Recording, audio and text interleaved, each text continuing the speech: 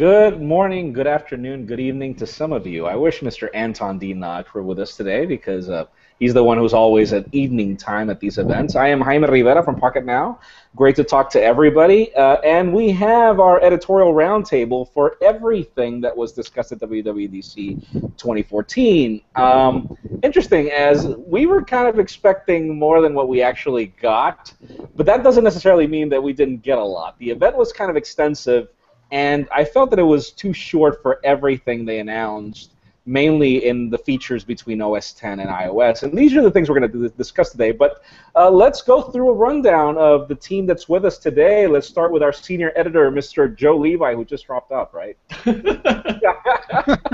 Perfect timing. Well, we're off to a great start. Welcome to Google Hangout. Take our word for it. He's around somewhere.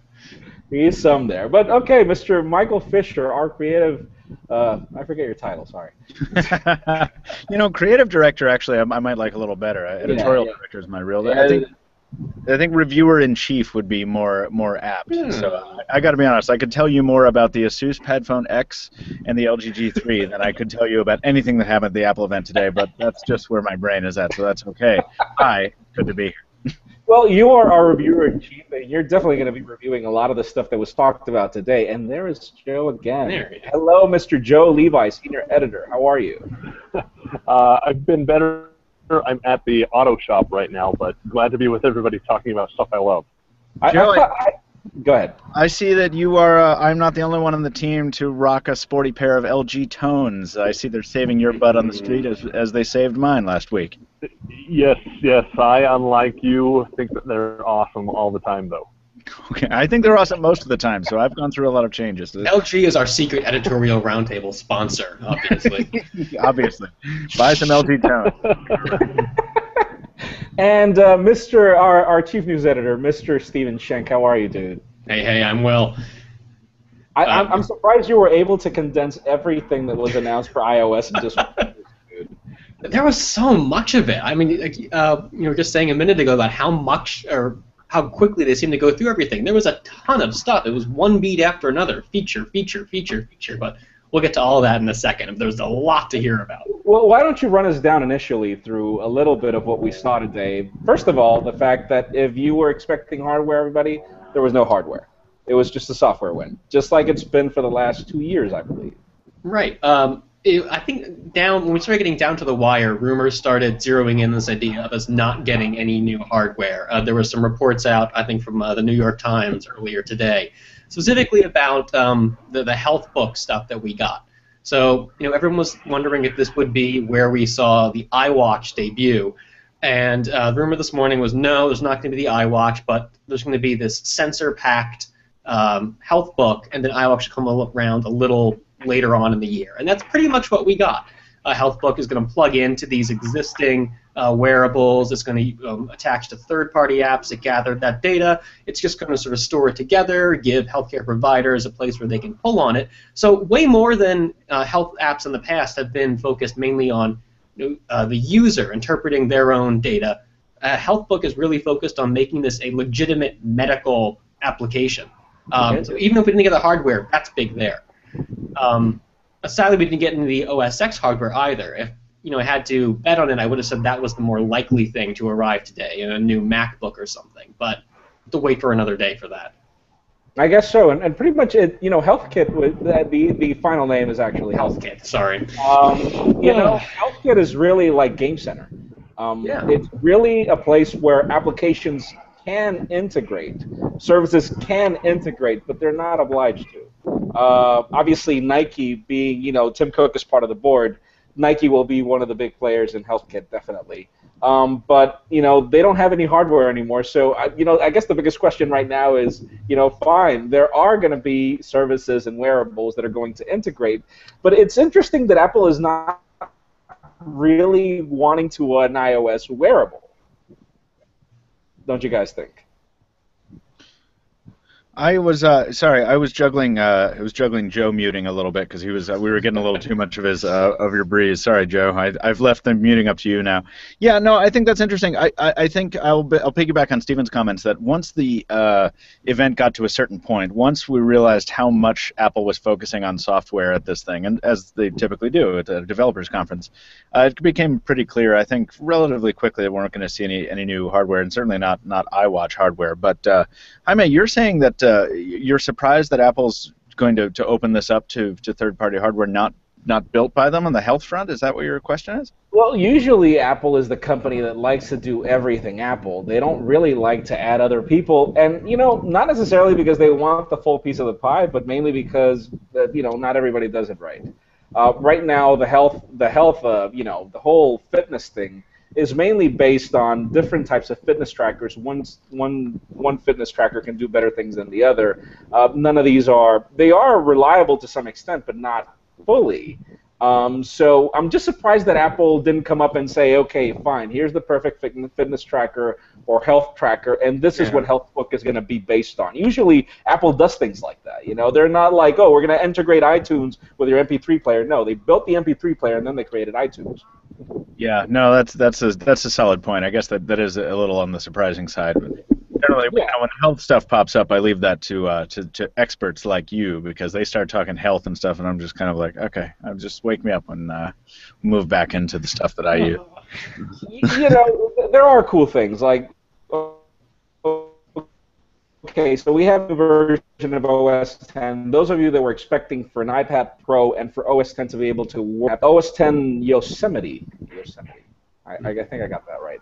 It is mainly just a revamp. You didn't. Not OS 10 Weed, which would have been Yosemite. Yosemite. I was about to say that. Oxnard was cool though, and Weed. But OS 10 is really just a revamp in design. Those of you that were expecting for there to be an ARM-based OS 10 that will work on a tablet, that's not happening. There's no 12-inch tablet, nothing. And then it's really more of how OS 10 is going to integrate to iOS. We have a question, for example, here on our Q&A that asks, when is Apple going to bring the file system, probably iOS 9? They're not going to. Just forget about that. Not even Android is giving you. They are, but you have to use third-party applications to do it. Yeah, I was surprised that Microsoft finally made with the Windows Phone 8.1 file manager, because smartphones in general have been really shying away from that whole aspect. So it's not surprising that Apple's not doing it. Exactly, and it's not happening. But what we are getting is iCloud Drive. Yeah. And, okay, so this is cool because iCloud files on the Mac are terribly handled. It's a separate UI from the Finder. And you always had this juggle all around, and I would never use iCloud because of that, but now it's one UI that's within the Finder, and then on iOS you get to access this file system from the cloud. That's really what you have access to. And whatever you're editing on iOS, you can, continue doing on the Mac, and that's actually one of the cool updates. That's the more exciting thing for me, Jaime. It's called continuity. Continuity. That's a separate one, actually. But tell us more about it, Michael. Oh, I'm sorry. I thought that I was looking at my notes while you were. I thought you had jumped into it already. But no, continuity is really exciting because I'm in the middle of reviewing the Pad phone, and one of the cooler things about that is you can take what you're doing on your phone, and if you're like, I need a bigger screen for this, you don't have to go to a different device. You can just plug it into the tablet, and it's like, oh, it's bigger. Now with this is nice because you can be doing something on your iPhone and decide you want a bigger canvas, and the process of opening it on the iPad is just simplicity itself. You go to the lower left corner of the screen, you flick up, and oh wow, this is exactly what I was doing before. And that translates also to the desktop as well. If you're on an OS 10 machine running OS 10 Weed, you can go up to the little corner there, and not only can you toss tasks back and forth, but you can also do fun things like activate a mobile hotspot without touching it. Yeah, that's neat looking, isn't it? Isn't it? Yeah, and also tiny little things like your iPhone throws details about its reception status and stuff right into your status bar. So all this stuff, the way this stuff works together is very cool in a macro perspective. It's like, wow, this would make my life easier. But it's also it speaks to the larger message of today, which is Apple sitting there saying, we need to make it more compelling for people to jump in headfirst into the Apple ecosystem and just live inside Apple again. Because I think it's been a couple years since that's really been a compelling prospect. I have a MacBook that I adore for desktop work, but I don't really want to get near any of Apple's stuff on the mobile side, tablet or smartphone. It's not very compelling to me. Today's announcements make it more compelling, and I think they'll make it more compelling for a lot of people. That's interesting. I saw this as making the Mac side of things more compelling for existing iOS users. You're sort of seeing it from the other side, and this is sort of drawing, if you have a Mac anyway, drawing you back into the mobile Apple fold.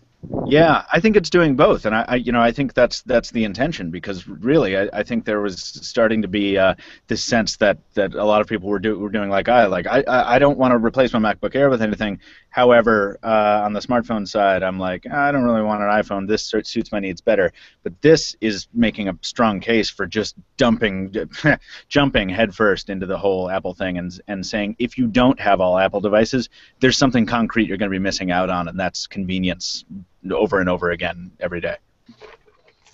And, I'm kind of surprised. I'm still trying to understand how exactly, what are they going to use for me to receive a phone call with my phone that's charging in my bedroom and have the call fall on the Mac? How are they going to handle all that? That's probably, one of the biggest questions of how they're going to pull it off, because probably one of the things I like the most about continuity is that, the fact that, why do I like my smartwatch? Because I don't have to look at my phone to get my notifications. And in the same way, you can get your notifications and your phone calls in your Mac without the need of going to your phone. I love that. You can just focus on work, and you don't have to be pulling your phone to be responding to things. I like that. I agree with you. I mean, it's awesome, and I tweeted about this earlier. I mean, it's something we've been doing. It's like the one reason you can still be happy to have Google Voice is that you've been able to do this kind of crap for literally years. But of course, in order to have Google Voice, you have to put up with a bunch of stuff that is the result of using a service that really hasn't been updated in 4 years. So this is a very cool, extrapolation about that. But once again, you have to have Apple products for the stuff. And what we made a phone call on stage today, didn't we? They actually demoed this. Oh, yeah. Dr. Dre. Dr. Dre. It's just so funny. I've been listening to the first album, the Chronic album, for the past couple of days, just because Dr. Dre. I used to be a big fan. Just because it's bumping is a good reason why to do it. Nothing but a G thing, dude. I don't know. I'll tell you this. It's put Dre back on the radar. I mean, even Beats had become something more of just Beats that no longer the word Dre. You would never hear Beats by Dre anymore. It was just Beats music, and it's like putting the guy back into the spotlight. And yeah, it was cool to see the phone call, and everything sounded fine for beta. Obviously, we are going to have iOS 8 beta. We are going to have a couple of hands-on videos very soon of everything. Obviously, we really have to test it. We don't want to make a video that just shows you, oh, this is it. You already saw it at the keynote. You can see it at the keynote if you want. We actually want to try to interact with it and play with it a little. And we also are going to get OS X Yosemite. That's it, right? Yes. Yeah. Sorry, guys. Sorry. And people butcher my name all the time. And just see how this all works, how seamless it is, because Apple has tried to make this whole just works mentality for the longest time, and some things have come out really good, like iCloud, but then Mobile Me was terrible. So obviously we will have to test it before we recommend it. And there's so much other stuff packed into iOS 8 though. Like I understood the reason for the version bump in this one in terms of features, because with iOS 6.x2 to 7, we had a big UI overhaul, and when I saw that iOS 8 was being rumored for today, I was like, that doesn't really make any sense. They just overhauled the whole UI. But so this is a point jump based on features, not based on aesthetics, and the features are numerous. Yeah, I mean, I'm looking at some of our favorite ones here. Keyboard. Freaking what? And not only just one keyboard enhancement, you have third-party stuff and predictability. That's exploding my mind right there. I mean, how long have we been waiting for that? Go ahead, Stephen. In the notifications screen. Yeah. Start putting little custom widgets in there. We mentioned earlier the new APIs allowing apps to talk to each other. That's huge. Massive. Let's see, what else? The Touch ID can now be used by third-party apps. We can start using that for like banking stuff, do your authentication with your fingerprint. Yeah. The new messaging features where you can just the group stuff and all that. Yeah. The voice messages and video. Right. So I mean, there's that kind of stuff, and yeah, you can mute yourself. You can take yourself out of MMS conversations that get too long, and like a lot of the stuff is stuff that we've seen in other platforms. So you have all that predictable feedback from the community of like, oh, I've been doing this forever. But people who have iPhones haven't been doing this forever, and people who don't want to leave the iPhone for another platform now have one less reason to do so. So that's why this is so significant. Now let me ask you this: how big? Like for example, in my country, SMS is not big. How big is it in your country? Oh, geez. Here what we use is WhatsApp, and that's it. And all the features that were announced for messaging are in WhatsApp for the longest time. I mean, SMS is crucial here in the States. I mean, WhatsApp is like when Facebook bought WhatsApp, and not a lot of people outside the tech circles knew what the hell WhatsApp even was. If people want to talk here, yeah, they'll use iMessage and stuff like that, but SMS is still the backbone of communication. Yeah, SMS has been pervasive in the U.S. for well over a decade by this point. I mean, even though these things do offer better features, compatibility with, they can deal directly with specific operating systems, and then WhatsApp sort of avoided that whole thing. But I think most people I know still rely heavily on SMS, so this is going to be a big news to them. Jaime, can I ask, do we have time to throw Joe well, Joe just dropped off the deck. You threw him off the conversation. You jinxed it. God. All right. Every time we try to talk to Joe, because we have a Q&A asking how Google will react to Google I/O. Yeah, we mentioned how Google Voice hasn't been updated in a while, and there's sort of been this lingering talk about some big changes to voice coming up with integration with Hangouts. I wonder if this might force Google's hand. I mean, it's probably too late by this point to make any big changes, but if they were planning some news at I/O about this, I think this just would have doubly enforced how important that's going to be. So they're seen as staying one step ahead of Apple now. Yeah, I think Google and Apple are probably at the same development point on this kind of stuff. I really expect similar announcements at I/O because we've been hearing about that Google Voice renovation for a long time, and it's got to be coming at I/O. And so I think we're gonna this conversation that Jaime you asked about, like about what SMS versus third-party messaging service, how important is it? I think this is a conversation we can't fully have until we see what Google has in store, and I think it's going to be I think it's going to be big. Now, one of the things that's interesting, I don't know if you guys noticed this, like, for example, and one of the features that's coming to iOS, the whole app integration from, one API from one application to the other is, like, for example, Pinterest can build their application and they can use the sharing module from Safari and allow you to share something seamlessly without the necessity of going from app to app. That's what they're doing, which you've been able to do with Android for the longest time. True. But this is new to iOS, and it is obviously optional to applications. But probably one of the most interesting parts is, like, for example, if you want to translate a web page, there is no option for Google Translate. You can only use Bing. And then everything that was mentioned today was Bing, no Google. Oh, yeah. They showed they showed Maps. It was iOS Maps, which, by the way, we were expecting major enhancements to Maps, and none of them happened at this event. Unless you live in China. Unless you live in China, definitely, because I don't know why. But that's not happening. But then no Google Presence. I wish Joe was here, but what do you guys think about that? No Google what? Yeah. No Google Presence whatsoever. Everything was Bing. Translate with Bing. Search with Bing. Everything. They only mentioned Google Search once in the whole presentation. Yeah, well, I mean, I think that's just further evidence of the giant divide between Apple and Google that's just going to keep getting bigger. I mean, they're direct competitors in mobile, and Tim Cook was throwing out some digs at Android. Like, yeah, when they were doing the OS X talk, they talked about Windows a little bit, threw a few jabs, but like the fragmentation talk with Android and stuff like that. I mean, this is Apple setting itself apart from a competitor, and I feel like the enemy of my enemy is my friend. Move was pretty big here. It's like, yeah, Microsoft is not somebody we really have to worry about too much in the mobile space right now, so we're going to go ahead and opt to pimp their search service rather than our more immediate and it's a subtle jab in a way, isn't it? I don't know how subtle it is, but it's quite a jab, yeah. Now, the funniest chart was when they were comparing the install base of OS X. The opposite of OS X Mavericks to Windows 8. I'm like, well, yeah, it's 14% of Windows PCs, but multiply that by the amount of Windows PCs in the market compared to the amount of Macs in the market. I mean, that chart was just completely off. Yeah. Completely off. But go ahead. Well, no. You your point there, Jaime. I was gonna move to another question from the Q&A. No, fire away.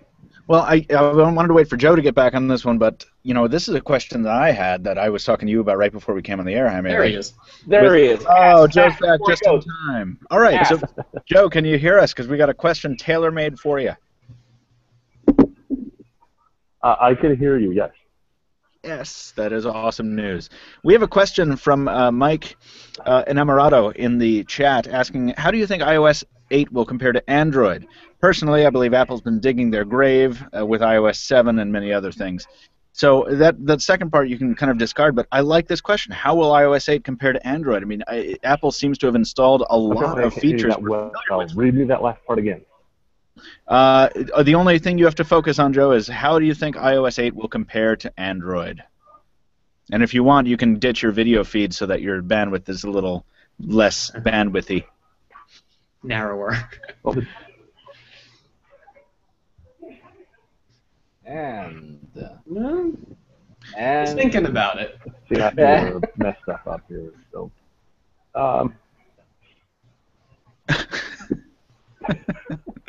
Joe, we're still with you. Live. How about all this? Well, it's still a great time to be alive, Joe.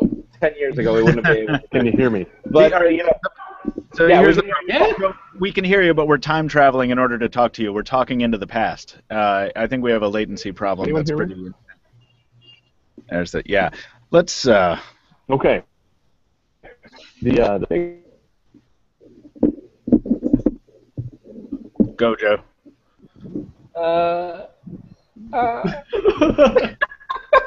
We tried. We gave it the old college try. We did indeed. Joe, I'm sorry. We're going to have to dump you, man. This is the cellular network that you're on is not able to keep up with what's happening. We're not getting anything from you. I thought you said the T-Mobile network was good. Yeah. I think probably one of the biggest questions that I wanted to ask Joe was this whole new Swift programming language. I am not a developer. I am a registered developer, but I have yet to build my first application. Hold on. Jaime, hold on. Wait. We got to answer this first question first. Oh, sorry about that. Because I wanted to ask Joe that other question. But yeah, how does it stack to Android? It looks a lot like Android.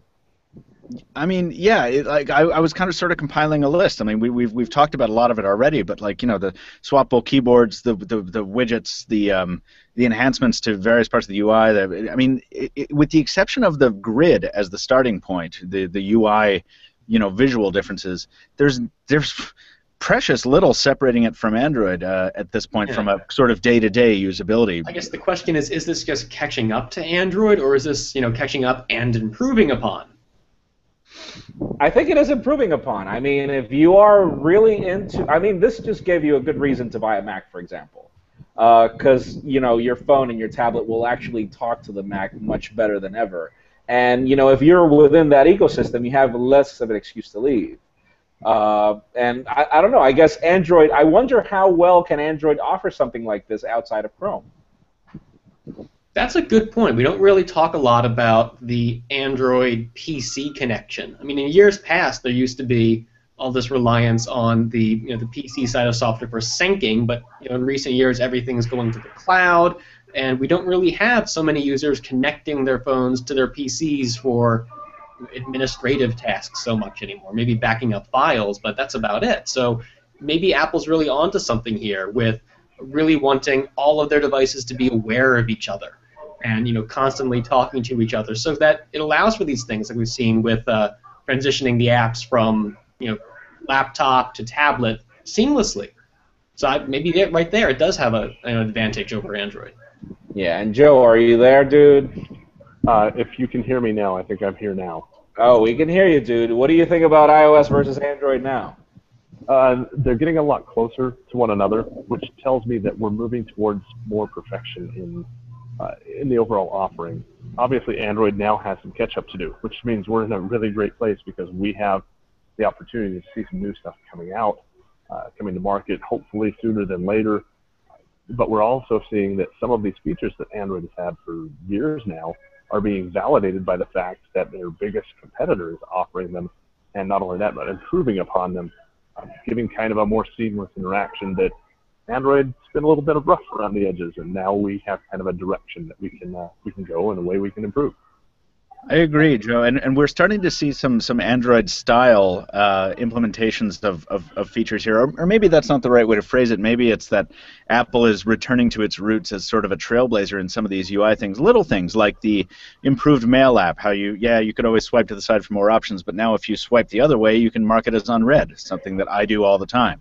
Stuff that, like when you're drafting an email, if you need to hide it real quick to look at something, you can throw it to the bottom of the screen, do what you need to do, come back to it. Like, more and more iOS is implementing features in a very smart way to make it more useful, but also without compromising its visual sense of cleanliness. You know. There's something that reminds me of what you were just saying there about what it's doing visually to differentiate it from Android. We saw this the introduction of people into that multitasking view. I think that's incredible, and it would really behoove Android to do something similar. It's great. It's not just the apps that you're using regularly, it's the people you're talking to regularly. And that's actually really cool because you don't have to look for the phone application to call these people or to interact with them. And you just simply do it from wherever you are, no matter what application. I think it's a cool way to use the canvas. I guess my only disappointment, and we've got another question regarding widgets. Yeah, iOS 8 it does handle widgets, but the problem is you can only handle them if there is a widget available, and only from Notification Center. So you've got this endless scroll of things that you're going to have there. You can stack them up in whatever order you want, but then again, these aren't, I still am disappointed with the fact that Apple wants to retain the whole UI, the whole grid, and not do something smarter with the endless seam of applications. Well, it's going to get cluttered is the problem. Yeah, I feel that it's going to get it already is. It already is. Joe, before you go again, probably the other question that we have here is, what do you think of this new Swift programming language, which plans to get rid of the C and just make it objective, is what they said at the event? I'm not a developer, but you are.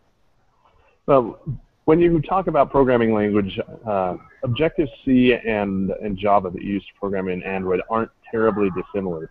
The way you write the code, the languages themselves are very similar. And if you can read one, chances are you can read the other. Now, that doesn't mean that you can program in one and then automatically program in the other, because there are differences in libraries and whatnot. Google is trying to do something with their new development environment to help simplify that, to help bring it higher to the surface. I think that Apple is now trying to do the same, and I worry a little bit, and I'll be the pessimist here, that by so doing, they're going to slow down people who are already developing things in Objective-C, and we'll have to convert over, we'll have to rewrite, or at least slow down the developers so they have to get up to speed in this new environment. Well, I have been talking about Go ahead, Steve. About how Objective-C can live in the same app alongside Swift, I believe, so that might help ease the transition period. Yeah, and Apple's doing some very smart things. Don't get me wrong about that. There are lots of things they're doing to mitigate that, but it's still going to be a learning curve. It's still going to be something that that's going to slow people down a little bit. Sure, once anytime they get over that hump, new. Once we get past that hump, then things will be a lot smoother, a lot faster. I just hope that the people who are coding in both and who are used to both aren't going to be kind of given a disservice here by now having to do something completely different. Now, I didn't have the streaming video available on my computer, but to those of you who did see it, what did you think of that demo they showed with the butterflies and stuff? I mean, dude, I heard it was impressive. I didn't see it. I was impressed. The guy pretty much built an application in what took him, like 5 minutes? Less than 5 minutes. He built a full game. Yeah, it was something like that. I'm not sure. I kind of hopped off at that point to start preparing for this hangout. But it's I don't know. I mean, I would like a buttoned-up, very succinct explanation of what advantages the Swift programming language brings to the table, because I start to sort of tune out after like 15 seconds on that, and I think a lot of people do, and I don't know. I mean, what do we think? What implications does this have for the future of iOS versus the other platforms? Right. Well, we're concerned with is the end results. They said something like, as far as games are concerned, we're going to see better access to the hardware for lower latency. 10 times the detail was thrown around. So that's something that is very real world that users can appreciate. Sure, absolutely. Yeah, that was the other thing that they talked about, the whole Metal instead of Metal, that was it. OpenGL. Instead of using OpenGL, what they're using is a new rebranded version of it called Metal. And the whole idea is that your games will now be able to use more of the processor and less of OpenGL. And the whole idea with that is, like, for example, they showed us the desktop. I don't know if that's the desktop or the console version of Plants vs. Zombies played on the iPad over the A7. So I guess the whole concept is to try to bring more console quality to mobile gaming. I don't know if you're still there, Joe. You can probably give us a little idea on that. Well, yeah. So OpenGL and in fact any graphics markup libraries, they're a middleman. They're a library. They let you call things from code without having to rewrite everything, so you don't have to reinvent the wheel. That's one of the things that makes those environments, those libraries strong, is once you know that library, you know it. You can deploy it wherever, but there is overhead that goes along with that. You can do things faster, quicker, higher resolution. So with Apple doing this, they've essentially taken the industry standard, if you will, and they've reinvented it on their own to make improvements and to kind of cut out some of the overhead that's slowing things down. From an end user perspective, you're just going to see beautiful things. From a developer perspective, you've got to learn how to do it the new way to take advantage of it. I've got a question. If we can move away from that for a second, I've got a question asking us to explain OK Siri, or Hey Siri actually, which is pretty cool, because when I saw this in the slide, I was momentarily excited because the touchless control on the Moto X has got a bunch of us on the team pretty excited about the possibilities for controlling your device without even touching it. But the handicap here is that Siri, the iPhone needs to be plugged in. And the use case that Apple cited is in a car. If you ever plugged into a car charger, you can just say, "Hey Siri," and the iPhone will wake up, and you can interact with Siri, just like "Okay Google Now" on the Moto X. The thing is, this device needs to be plugged in, and that is a hardware limitation, as I understand it. And guys, tell me if I'm right or wrong here. That's just because there's no. There is a hardware limitation. The A7 processor is. I'll tell you this much: it's efficient on certain things, it's powerful on others, but it's really power hungry when it comes to battery life. Yeah, so it's not so much a hardware limitation; it's a usage limitation because you don't want your phone dying on you.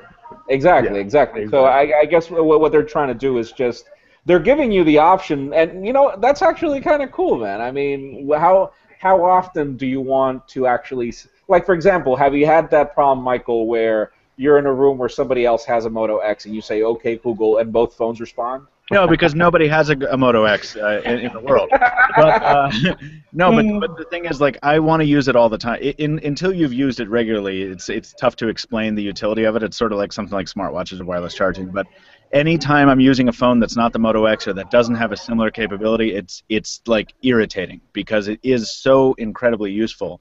And I was momentarily very stoked about it, and then I was like, oh wait, we're constrained by the chip, so it has to be plugged in.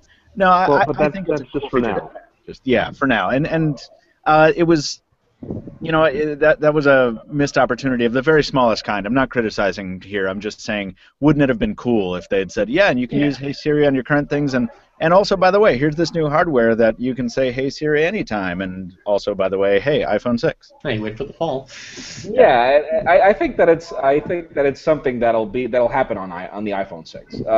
Like, for example, there are things I like about the A7. The phone charges in a blast. It's like extremely fast charging. I mean, I could drive from here to the gym, which is like, I think it's like not even more than a 10-minute drive, and I could get easily 15 to 20% battery charge in that little portion of a drive. So there are cool things, and I'm sure that what they're doing is just preparing the grounds for this to be a feature on the iPhone 6, most likely. Yeah, it sounds good. Just some a housekeeping question, guys. Have I been frozen for like 15 minutes? You're invisible over for like here. 20. For like Terrific. 20. Terrific. Well, that's great news. And also, Joe, I've had to mute you remotely. Just Joe, toggle your mute back and forth if you would, because you got some background noise going on there. But otherwise, it's still good to have you. I'm glad you've lasted this. This is like a record right now, Joe. Well, I'm just audio now. I'm not video either, so that helps a lot. Yeah. Seriously. But okay. 3 bars LTE. What else are we missing? What else are we missing? That's a really good question, Stephen. I'm taking a look here at my coverage here, see what else was mentioned. I'm taking a grab as well here. There was Spotlight improvements that were... Oh, HomeKit, the new home connectivity stuff. Yeah, I was just going to bring that up. I was hoping I didn't miss that. Yeah, go. I don't know. HomeKit, again, is the same thing as HealthKit. If there are people interested out there that are going to want to build applications or services that will integrate with iOS, then it'll happen. The problem is, again, this is not... So iOS is not the only platform in the market. It's not the only smartphone company. So I don't know exactly how big of an adoption there will be for this, because obviously this won't work for Android, at least not initially. I have a feeling that Apple's got the ear of the... I didn't note exactly what companies are on the slide when I put them up there, but it's got the ear of some of these premium brands out there. So the companies that are making the sort of things already, the very expensive home door locks that have a keypad or you can unlock them, maybe with already a dedicated app. Those can be the companies that start building support for the HomeKit API.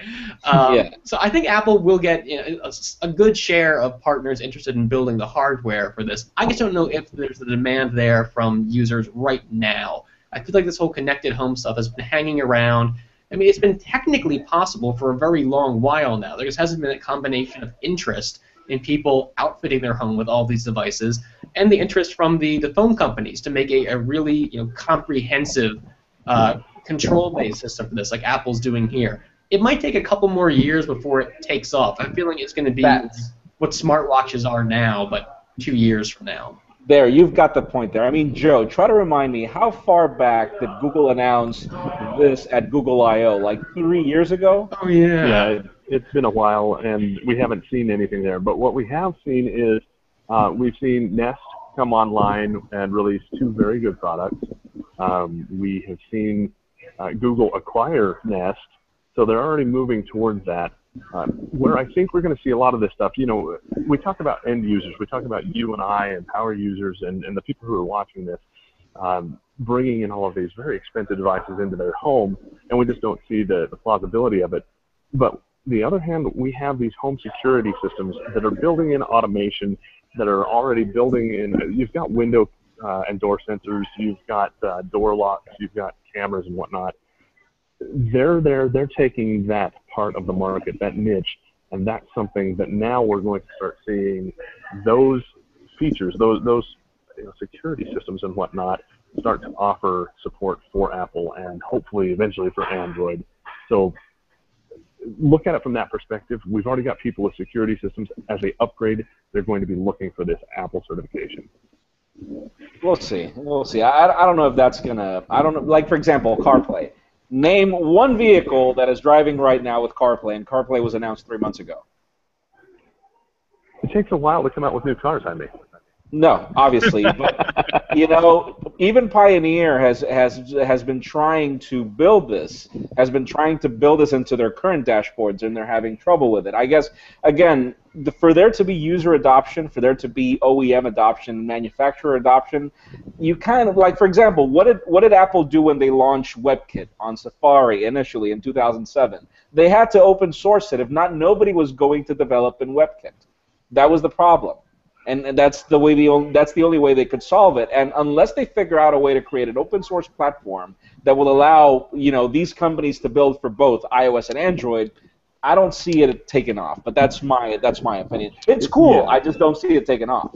It needs to be an open API so that we can do that. But we've seen how APIs are. All of Apple's chats and whatnot are not open. You can't talk from Android to Apple and do that very well. Let's hope that they do better with Health and with and with this HomeKit too. Exactly. Overall, I think we've been on this hangout for a bit, and we're kind of running out of time. I don't know if we're missing anything to talk about, because overall, there's no hardware. It's all software, and if we were expecting any hardware, it's going to happen in the fall. There's a couple services we haven't hit yet. The new the photo stuff, family sharing. Anyone's got thoughts on those? I found this hilarious tweet from Zach. who was a frequent to the Pocketnow Live, and he's like, I don't want to share my stuff with my family. I'm a teenager. I'm like, dude, you got it, man. It's cool. These are cool services, but I don't, I like that photo editing feature that's coming. It's cool. It's non-destructive editing, and it syncs all across your devices, and you get the full sharing and all. It's cool.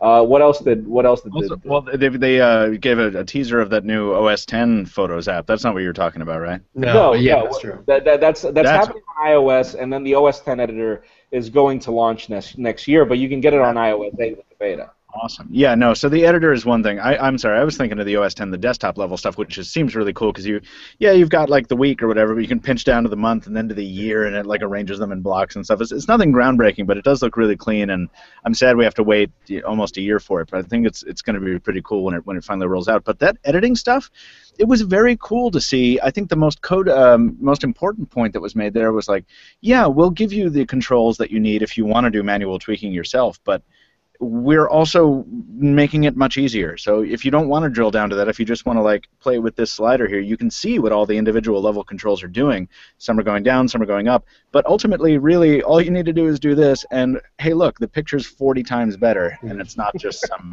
crappy like.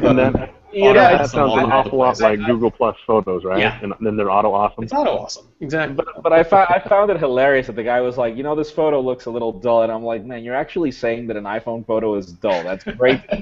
Well, yeah, I mean, it was shot like badly. It was shot with backlighting and stuff like that, and I like that. It was intentionally done. But no, some of that stuff looks really good. What else is included in the on the? It looks good. I guess I'm surprised that this is not going to be part of iPhoto. That they're actually launching a separate application to get this done. Yeah. Well, I mean, I guess that is a little surprising, though, right? Because it's going to introduce a little bit more clutter. Because iPhoto is going to stick around, right? Most likely, dude. It's part of iLife. So I unless they plan to separate it, I don't know. I don't know what they're planning. But what other feature are we missing, Stephen? I think we hit most of the big stuff here. Yeah, someone was asking us to compare. This one got a little bit of traction. I kind of like this question. We talked about it a little bit in the coding, but better graphics in games. I think some people seem to be interested in whether iOS devices really need that level of gaming support, and it would be my argument that I think iOS is. Yeah, and iOS is also like the forerunner in offerings in terms of mobile gaming. Yes, Android has. I don't know what the title disparity is, but Android certainly has a lot of games. But iOS has always been the platform where if you want to do mobile gaming and if you want if you're interested in the titles that come out first, like iOS is where to be. So I don't think there's anywhere else you could put great gaming resources but on iOS. Yeah, this is like cementing Apple's position, even if it had wavered in recent years with Android getting more titles. There's been fewer exclusive things. This could help Apple get back some of that gaming gravitas, as it were. It could be, dudes. I guess my biggest question is how will iOS 8, and I can't wait for the beta to be available to download it. How will it affect battery life? That's like the biggest question that I have, because it's pointless for you to be able to do so many things with your phone and have so much graphics integration if the A7 chip is anything but efficient. It's anything but efficient. So obviously this will have to narrow down to, yes, you have all this extra capability, but what's the point if your battery's going to die in 3 hours? I think, yeah, and my girlfriend's dealing with a similar issue right now with her old iPhone. It seems like that's always the case. Like I always see this obsolescence rear its head in the older generations, seemingly more severely than I see it elsewhere. I mean, on crappy Android phones, sure, but I don't know. It's just maybe it's because iPhones are more prevalent, but I am always seeing iPhones that are not that old and performing really, really poorly, particularly in terms of battery life, and I would really like to see that change at some point. Speaking of obsolescence, any thoughts on the lack of support for the iPhone 4 this time around? That surprised anyone? I use an iPhone 4 in my car for music, and I'm just happy that it's not going to, it performs terribly with iOS 7. If we have time, guys, for just a couple more really quick ones, like one-liner answers, I think this is a cool one. Finally, interactive notifications.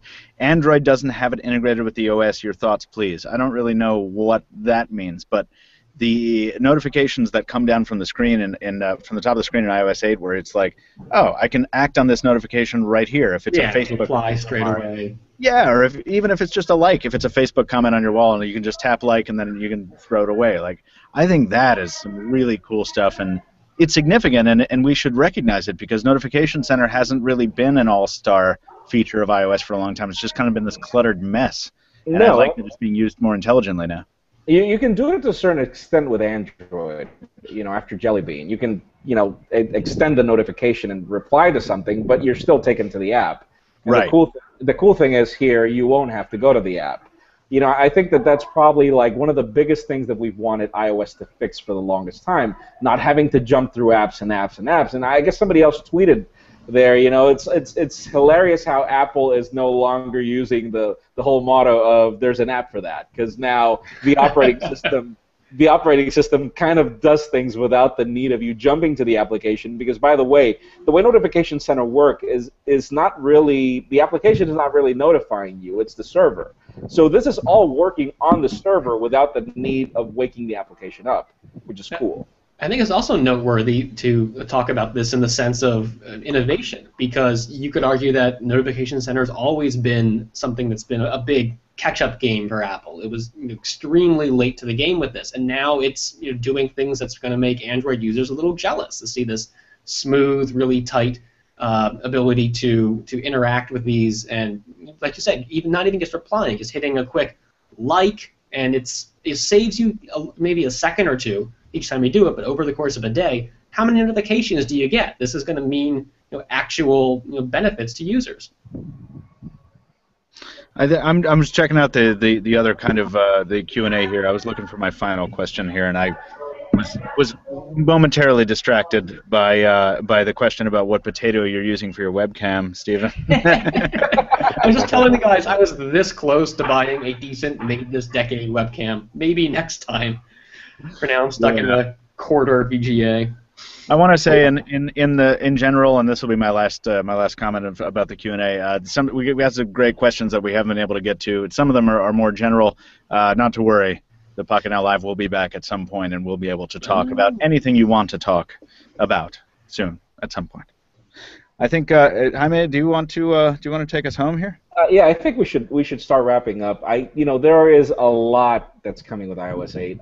Again, Stephen, I'm surprised that you were able to cram everything into one post, and make sure you visit Pocketnow for that, because it's the full rundown of everything that was announced.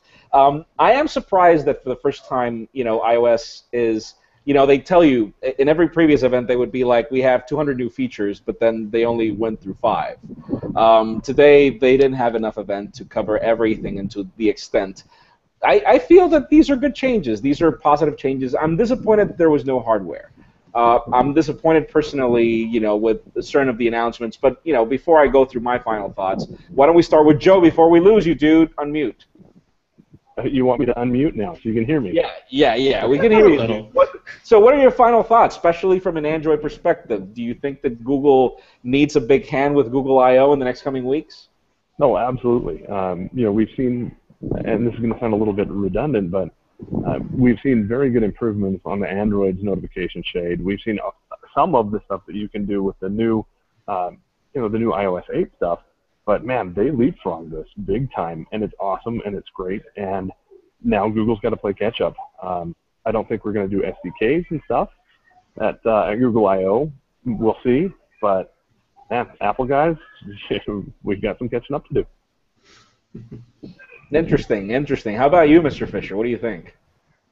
I wasn't necessarily expecting new hardware, so I wasn't overly disappointed. There's plenty of 2014 left. I think we will see the iWatch before the end of the year, and I think there'll be a time for that. But this was here to lay the foundation for that, and for where iOS is going in the future. And I really think this has, done a lot for the iOS versus Android relationship. But I can't help but think about what the hell Windows Phone is going to do. Because we know Microsoft, and I don't mean overall, like I'm not being gloom and doom about the future of Windows Phone's existence.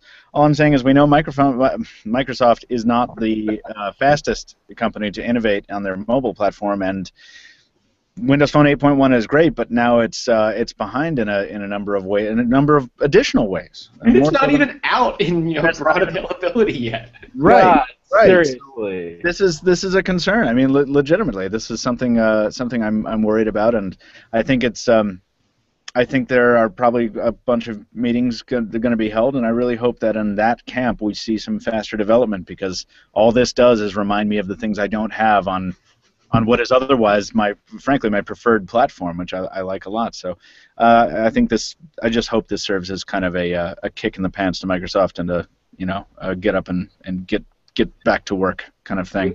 And it's sad to see Joe jump off. Obviously, most likely because he didn't want to.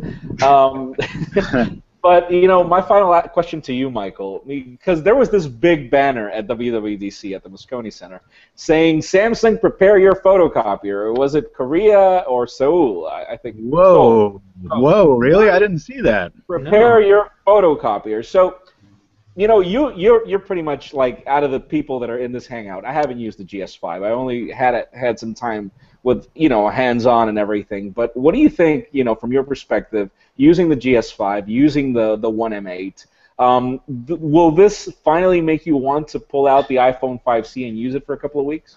No, not me personally, just because of that one aesthetic change that was not made that we talked about before. The launch pad for all your activities on iOS is still the unremarkable grid of stuff. And sorry, that's too bright. I know they're overexposed, but you know what I mean. I'm still confined to a 4-inch display, and it's going to be a great new keyboard, but it's just too small still. So I'm going to wait. It's going to take some new hardware and maybe iOS 8.1 to get me to maybe jump over for a daily driver. But that's just me. I'm just answering a personal question. So don't take that as my thoughts for how everyone should behave. Thank you for that, man. What about you, Stephen? From an industry perspective, how do you see iOS 8? Yeah, I was really pleased with what we saw today. A lot of the changes had been revealed through leaks, but way more than that was new stuff to us. And I think the most important thing about this, everything seemed genuinely useful, and really there's nothing controversial about this. With iOS 7, you had this new look to convince people that they needed. At this, flattening of the OS was a change that they would learn to love. Nothing in iOS 8, I don't think, is going to cause anyone to think, well, I'm not sure Apple needs this, or is this really the right way to go? They're just going to, swoop this up and embrace it. And I mean, really, it's all Apple needed right now. It just helps them to keep their lead in the US, to try to make some inroads on Android abroad. I don't really care that we didn't get any new hardware. It'll come eventually, but really great stuff out of WWDC today. Very pleased with what we saw. Cool. I'm mixed. I am sad that there is no hardware, but I guess my final thoughts are, ever since the launch of iOS 7, even though there are bugs in the operating system that we never saw before, there is this level of functionality that keeps being added to iOS that didn't exist before, and I guess that this extra features like being able to respond to a message without having to jump into an application, have a smarter way to multitask, have a smarter way to reach your contacts. For those of you that haven't used AirDrop, please stop comparing the whole Bluetooth file sharing compared to iOS. AirDrop just blows anything out of the water once you give it a try. So again, Apple keeps adding functionalities that Android had been adding. They've just been doing it in a smarter fashion in certain things and in a not smarter fashion in others. So yeah, just like Stephen, I'm impressed by certain of the things that are coming with iOS. I will definitely have a hands-on coming very soon. Again, just give us some time to be able to actually try these things. Just to tell you, yeah, these things are cool or these things are not, because it's pointless for us to just show you what you just saw at the event. So we'll definitely have a hands-on very soon once we dig into this very well. Yeah, and to that point, Jaime, there's already a flood of coverage out there. You are welcome to partake in it, and some of it is really, really excellent. As usual, we are not first to the table with everything. So I've been dealing with a tweet or two. It's like, what's with Pocketnow's coverage right now? It's like, well, we're busy doing this, and then we have to do our hands-ons and stuff. So don't worry, it's coming. But it's coming. But we don't. Everybody can just show you what's. Come on. anybody could just flip up a camera and tell you what you already saw at the keynote.